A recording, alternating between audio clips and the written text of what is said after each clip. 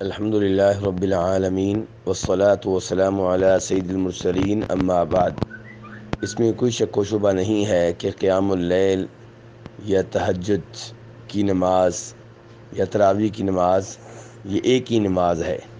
یہی نماز جب رمضان کے مہینے میں ادا کی جاتی ہے تو لوگ اسے تراویح کی نماز کہتے ہیں، اور عام طور پہ لوگ اسے قیام اللیل یا تہجد کا نام دیتے ہیں۔ بہرحال یہ دو مختلف نمازیں نہیں ہیں، ایک ہی نماز کے دو نام ہیں، اور اس کی وضاحت پہلے ایک کلپ میں کر چکا ہوں۔ اب سوال یہ پیدا ہوتا ہے کہ رمضان کے مہینے کی آخری 10 راتوں میں مسجد نبوی میں تراویح کی نماز الگ ہوتی ہے، تہجد کی نماز الگ ہوتی ہے۔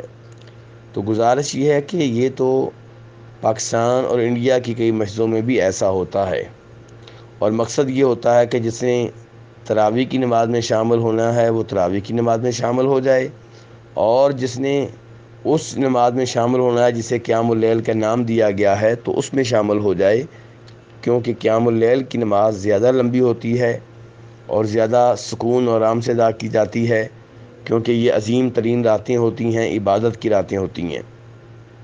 تو اپنی سہولت دیکھ کر انسان جس نماز میں شامل ہونا چاہے شامل ہو جائے۔ اور ویسے بھی یہ گزارش پہلے کی جا چکی ہے کہ افضل تعداد 11 رکھتے ہیں، اور یہی کچھ نبی علیہ الصلوۃ والسلام کی احادیث سے ثابت ہوتا ہے، اور یہی علماء کرام کے فتاوی بھی ہیں، لیکن اس سب کے باوجود کمی بیشی کی اجازت ہے۔ واللہ تعالی اعلم۔